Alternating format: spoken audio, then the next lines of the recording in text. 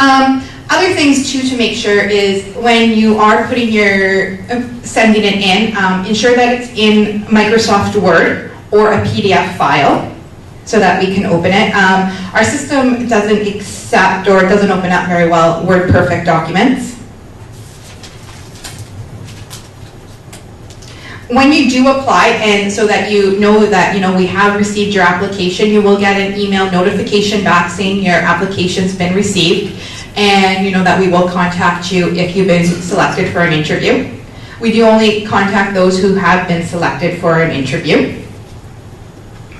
The other things that we do ask too, that you do submit it before the cutoff date. We will only, like Lacey said, accept resumes till September 1st, 11:59 and 59 seconds.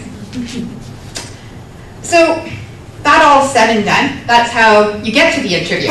So what is involved in an OPS interview? So the OPS interview, we have standardized processes.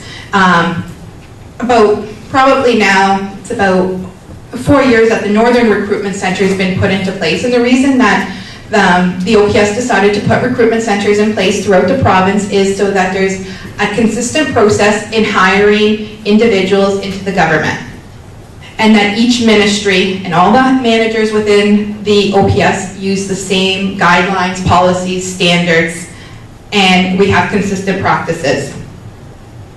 When you go to an interview, you will expect 2 to 3 panel members. These are management staff within the OPS, not necessarily all from the Ministry of Labor or the ministry that you're applying to, but they are managers throughout the OPS. All the candidates that are invited to interviews, you're asked the same questions. And these questions are based on the qualifications that were in the job ad. We can't ask questions that aren't based on the qualifications in the job ad. When you do come to an OPS interview, you will be going through an interview process of questions that the panel members will take turn asking you. As well, you will expect to do some testing method. So will it be a written exercise, a presentation? It's something that will be expected for you to do.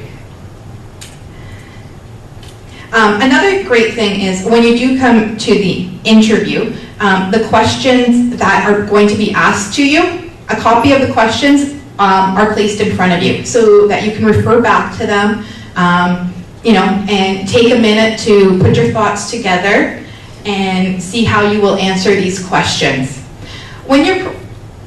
If and when you get called for an interview with the Ministry of Labor for one of these Employment Standard Officer positions, what you should do is go through the qualifications that were listed in the job ad and put together some questions in your head. Let's say, for example, communication skills. Think of examples of when you've used your communication skills, how you've used your oral and written communication skills in the past. What are some great examples to use in an interview? In your investigative skills, when have you used them in the past? In what capacity? An example of a question may be, give us an example of a time that you had to use your investigative skills. How did you do it? What was the outcome? What would you do differently? Things like that.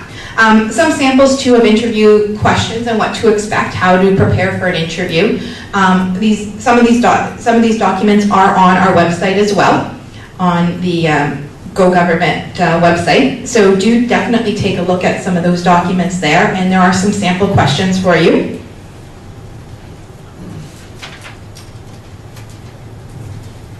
Another good thing to do is, write down, a profile of yourself. What skills do I have? What have I done in the past? Think of examples, different things that you have done. Sometimes too, when I give debriefings to individuals who have come to an interview, and having been on a couple panels now, I get used to what candidates do and what they don't do. And sometimes they just freeze up or they don't go into enough detail. You do need to remember when you do come to an OPS interview that we are marking you against, we have the question and we have criteria that we're marking you against. And we can only give you points if you talk about and answer the question in full detail. So, don't answer your questions in 1-2 words. Give some thought to it.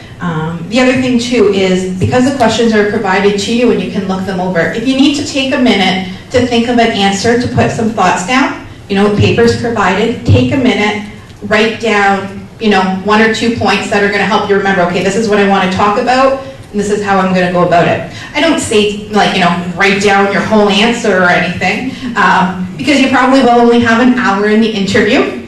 But yeah, definitely, write down some 2, 3, 4 keywords that are going to help you remember and get your points across to the panel.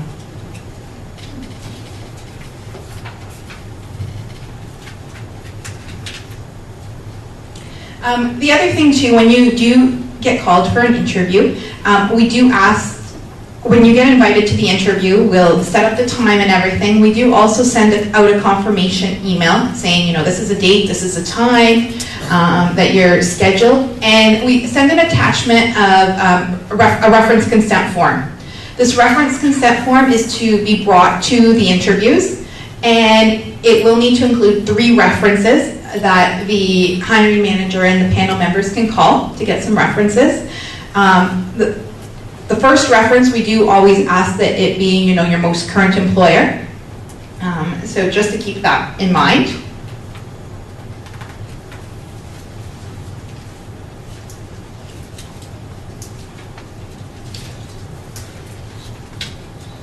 Another good thing too, when answering questions, don't assume that the interviewers have read your